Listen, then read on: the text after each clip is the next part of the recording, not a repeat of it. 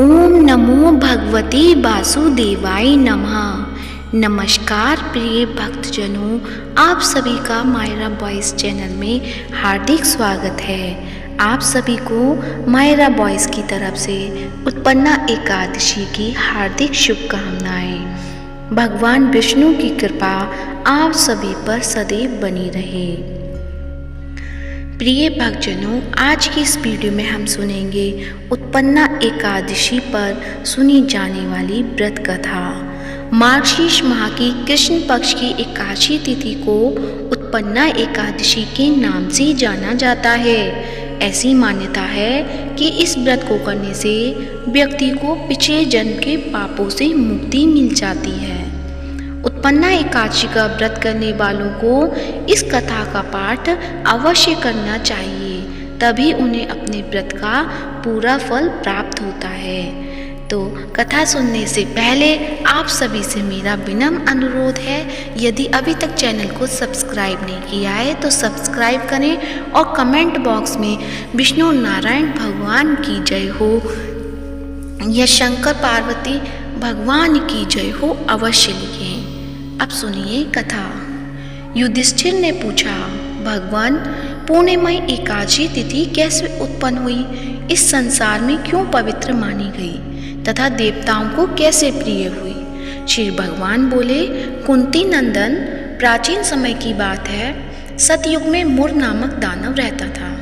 वह बड़ा ही अद्भुत, अत्यंत रौद्र तथा संपूर्ण देवताओं के लिए भयंकर था। उस काल रूपधारी दुरात्मा महासुर ने इंद्र को भी जीत लिया था। संपूर्ण देवता उससे परास्त होकर स्वर्ग से निकाले जा चुके थे और शांकित तथा भयभीत होकर पृथ्वी पर विचरा करते थे। एक दिन सब देवता महादेव जी के पास गए। वहां इंद्र ने भगवान शिव के आगे सारा हाल कह सुनाया। इंद्र बोले, महेश्वर, ये देवता स्वर्ग लोक से भ्रष्ट होकर पृथ्वी पर विचर रहे हैं। मनुष्यों में रहकर इनकी शोभा नहीं होती। देव, कोई उपाय बतलाइए। देवता किसका सहारा लें? महादेव जी ने कहा, देवराज, जहाँ सबको शरण देने वाले, सबकी रक्षा में तत्पर रहने वाले, जगत की शरण देने वाले, सबकी रक्षाएं तत्पर रहने वाले, जगत के स्वामी भगवान गरुड़ ध्वज विराजमान हैं, वहाँ जाओ, वे तुम लोगों की रक्षा करेंगे। भगवान श्री कृष्ण कहते हैं। युधिष्ठिर महादेव जी की बात सुनकर परम बुद्धिमान देवराज इंद्र संपूर्ण देवताओं के साथ वहां गए। भगवान गदाधर क्षीर सागर के जल में सो रहे थे। उनका दर्शन करके इंद्र ने हाथ जोड़कर स्तुति आरंभ की। इंद्र बोले, देव देवेश्वर, आपको नमस्कार है। देवता और दानव दोनों ही आपकी वंदना करते हैं। पुंडरीकाक्ष, आप दैत्यों के शत्रु हैं। मधुसूदन, हम लोगों की रक्षा कीजिए। जगन्नाथ, संपूर्ण देवता मुर नामक दानव से भयभीत होकर आपकी शरण में आए हैं। भक्त वत्सल, हमें बचाइए। देव देवेश्वर, हमें बचाइए। जनार्दन, हमारी रक्षा कीजिए, रक्षा कीजिए। दानव को विनाश करने वाले कमल नयन, हमारी रक्षा कीजिए। प्रभु, हम सब लोग आपके समीप आए हैं, आपकी ही शरण में आ पड़े हैं। भगवान, शरण में आए हुए देवताओं की सहायता कीजिए। देव, आप ही पति, आप ने ही मति, आप ही कर्ता और आप ही कारण हैं। आप ही सब लोगों की माता और आप ही इस जगत के पिता हैं। भगवान देव देवेश्वर, शरणागत वत्सल देवता भयभीत होकर आपकी शरण में आए हैं। प्रभु, अत्यंत उग्र स्वभाव वाले महाबली मुर नामक दैत्य ने संपूर्ण तुर देवताओं को जीतकर इन्हें स्वर्ग से निकाल दिया है। इंद्र की बात सुनकर भगवान विष्णु बोले, देवराज, वह दानव कैसा है? उसका रूप और बल कैसा है तथा उस दुष्ट के रहने का स्थान कहाँ है? इंद्र बोले, देवेश्वर, पूर्व काल में ब्रह्मा जी के वंश में तालजन नामक एक महान असुर उत्पन्न हुआ था, जो अत्यंत भयंकर था। उसका पुत्र मुर दानव के नाम से विख्यात हुआ। वह भी अत्यंत उत्कृष्ट महापराक्रमी और देवताओं के लिए भयंकर है। चंद्रावती नाम से प्रसिद्ध एक नगरी है, उसी में स्थान बनाकर वह निवास करता है। उस दैत्य ने समस्त देवताओं को परास्त करके स्वर्गलोक से बाहर कर दिया है। उसने एक दूसरे ही इंद्र को स्वर्ग के सिंहासन पर बिठाया है। अनीत चंद्रमा, सूर्य, वायु तथा वरुण भी उसने दूसरे ही बनाए हैं। जनार्दन, मैं सभी बात बता रहा हूँ। उसने सब कोई दूसरे ही कर लिए हैं। देवताओं तो उसके प्रत्येक स्नान से वंचित कर दिया। इंद्र का कथन सुनकर भगवान जनार्दन को बड़ा क्रोध आया। वे देवताओं को साथ लेकर चंद्रावतीपुरी में गए। देवता ने देखा दैत्यराज बारंबार गर्जना कर रहा है। उसने परास्त होकर संपूर्ण देवता 10 दिशाओं में भाग गए। अब वह दानव भगवान विष्णु को देखकर बोला, खड़ा रहे, खड़ा रहे। उसकी ललकार सुनकर भगवान के नेत्र क्रोध से लाल हो गए। वे बोले, अरे दुराचारी दानव, मेरी इन भुजाओं को देख। यह कहकर श्री विष्णु ने अपने दिव्य बाणों से सामने आए हुए दुष्ट दानवों को मारना आरंभ किया। दानव भय से बेहाल हो उठे। पांडुनंदन तत्पश्चात श्री विष्णु ने दैत्य सेना पर चक्र का प्रहार किया। उससे छिन्न भिन्न होकर सैकड़ों योद्धा मौत के मुख में चले गए। इसके बाद भगवान मधुसूदन बद्रिकाश्रम को चले गए। वहाँ सिंहावतो नाम की गुफा थी जो 12 योजन लंबी थी। पांडुनंदन उस गुफा में एक ही दरवाजा था। भगवान विष्णु उसी में सो रहे। दानव मुर भगवान को मार डालने के उद्योग में लगा था। वह उनके पीछे लगा रहा। वहाँ पहुंचकर उसने भी उसी गुफा में प्रवेश किया। वहाँ भगवान को सोते देख उसे बड़ा हर्ष हुआ। उसने सोचा, यह दानव का भय देने वाले देवता हैं, अतः निसंदेह मैं इसे मार डालूंगा। युधिष्ठिर दानव के इस प्रकार विचार करते ही भगवान विष्णु के शरीर से एक कन्या प्रकट हुई जो बड़ी ही रूपवती, सौभाग्यशालिनी तथा दिव्य अस्त्र शस्त्रों से युक्त थी। वह भगवान के तेज के अंश से उत्पन्न हुई थी। उसका बल और पराक्रम महान था। युधिष्ठिर दानवराज मुर ने उस कन्या को देखा। कन्या ने युद्ध का विचार करके दानव के साथ युद्ध के लिए याचना की। युद्ध छिड़ गया। कन्या सब प्रकार की युद्ध कलाओं में निपुण थी। वह मुर नामक महान असुर उसके हुंकार मात से राख का ढेर हो गया। दानव के मारे जाने पर भगवान जाग उठे। उन्होंने दानव को धरती पर पड़ा देख पूछा, मेरा यह शत्रु अत्यंत उम्र और भयंकर था, किसने इसका वध किया? कन्या बोली, स्वामिन, आपके ही प्रसाद से मैंने इस महादैत्य का वध किया। श्री भगवान ने कहा, कल्याणी, तुम्हारे इस कर्म से तीनों लोकोक्त मुनि और देवता आनंदित हुए हैं। अतः तुम्हारे मन में जैसी रुचि हो उसके अनुसार मुझसे कोई वर मांगो। देव दुर्लभ होने पर भी वह वर मैं तुम्हें दूंगा, इसमें तनिक भी संदेह नहीं है। वह कन्या साक्षात एकादशी ही थी। उसने कहा, प्रभु, यदि आप प्रसन्न हैं तो मैं आपकी कृपा से सब तीर्थों में प्रधान, समस्त विवरों का नाश करने वाली तथा सब प्रकार की सिद्धि देने वाली देवी हूँ। जनार्दन, जो लोग आप में भक्ति रखते हुए मेरे दिन को उपवास करेंगे उन्हें सब प्रकार की सिद्धि प्राप्त होगी। माधव, जो लोग उपवास, नक्त अथवा एक भुक्त करके मेरे व्रत का पालन फिर करें उन्हें आप धर्म और धन और मोक्ष प्रदान कीजिए।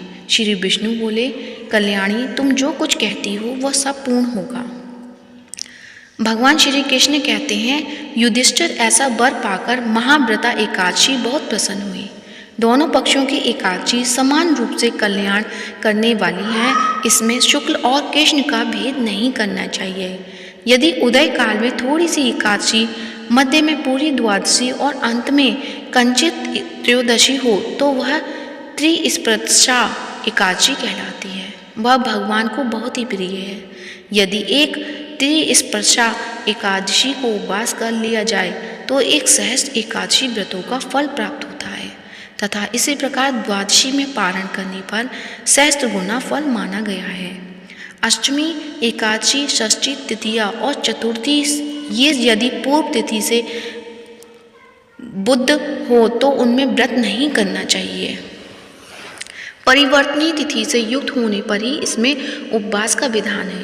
पहले दिन में और रात में भी एकादशी तथा दूसरे दिन केवल प्रातःकाल एक दंड एकादशी रहे तो पहली तिथि का परित्याग करके दूसरे दिन की द्वादशी युक्त एकादशी को ही उपवास करना चाहिए। यह विधि मैंने दोनों पक्षों की एकादशी के लिए बताई है। जो मनुष्य एकादशी को उपवास करता है वह बैकुंठ धाम में, जहाँ साक्षात भगवान गरुड़ ध्वज विराजमान है, जाता है। जो मानव हर समय एकादशी के महात्म्य का पाठ करता है उसे सहस्त्र गोदानों के पुण्य का फल प्राप्त होता है। जो दिन या रात में भक्ति पूर्वक इस महात्म्य का श्रवण करते हैं वे निसंदेह ब्रह्म हत्या आदि पापों से मुक्त हो जाते हैं। एकादशी के समान पापनाशक व्रत और कोई दूसरा नहीं है। तो प्रेम से बोलिए लक्ष्मी नारायण भगवान की जय हो, एकादशी माता की जय हो। अब सुनते हैं एकादशी माता की आरती। ओम जय एकादशी माता, मैया जय एकादशी माता, विष्णु पूजा व्रत को धारण कर शक्ति मुक्ति पाता। ओम जय एकादशी माता, तेरे नाम गिनाऊं भक्ति प्रदान करनी, गण गौरव की देनी माता शास्त्रों में बरनी। ओम जय एकादशी माता, मार्गशीर्ष के कृष्ण पक्ष की उत्पन्ना विषुतारिणी जन्मी, शुक्ल पक्ष में हुई मोक्षदा मुक्तिदाता बन गई।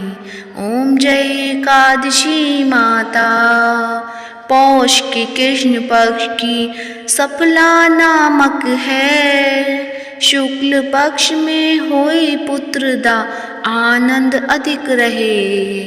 ओम जय एकादशी माता, नाम षट तिला माघ मास में कृष्ण पक्ष आवे, शुक्ल पक्ष में जया कहावे विजय सदा पावे। ओम जय एकादशी माता, विजया फागुन कृष्ण पक्ष में शुक्ला आमल की, पाप मोचनी कृष्ण पक्ष में चैत्र महाबल की। ओम जय एकादशी माता, चैत्र शुक्ल में नाम कामदा धन देने वाली, नाम बरूथनी कृष्ण पक्ष में बैसाख महाबाली। ओम जय एकादशी माता, शुक्ल पक्ष में होई मोहिनी अपराजेष्ठ कृष्ण पक्षी, नाम निर्जला सब सुख करनी शुक्ल पक्ष रखी। ओम जय एकादशी माता, योगिनी नाम आषाढ़ में जानो कृष्ण पक्ष करनी, देवशयनी नाम कहायो शुक्ल पक्ष धरनी। ओम जय एकादशी माता, कामिका श्रावण मास में आवे कृष्ण पक्ष कहिए, श्रावण शुक्ला होय पवित्रा आनंद से रहिए। ओम जय एकादशी माता, अजा भाद्र पक्ष कृष्ण पक्ष की परिवर्तनी शुक्ला, इंदिरा अश्विन कृष्ण पक्ष में व्रत से भवसागर निकला। ओम जय एकादशी माता, पापांकुशा है शुक्ल पक्ष में आप हरनहारी, रमा मास कार्तिक में आवे सुखदायक भारी।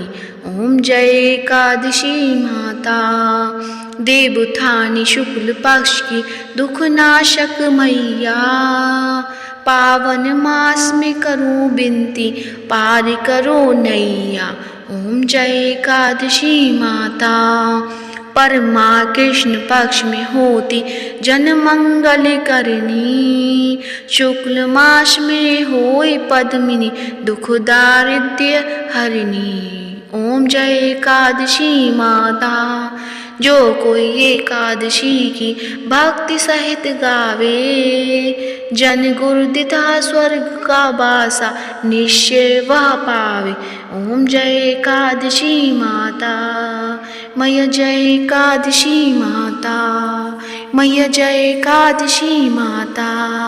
तो प्रेम से बोलिए एकादशी माता की जय हो। लक्ष्मी नारायण भगवान की जय हो। भगवान शंकर और माता पार्वती की जय हो। प्रिय भक्तजनों, आप सभी का उत्पन्ना एकादशी का व्रत सफल और शुभ हो। और आज की वीडियो पसंद आई है तो वीडियो को लाइक कीजिए, ज़्यादा से ज़्यादा शेयर कीजिए। जो भी भक्तजन अपने एकादशी का व्रत प्रारंभ कर रहे हैं उन सभी को उत्पन्ना एकादशी की हार्दिक शुभकामनाएं। और इस साथ ही चैनल को सब्सक्राइब करें। धन्यवाद। लक्ष्मी नारायण भगवान के अनंत स्वरूपों की जय हो। कमेंट बॉक्स में अवश्य लिखें।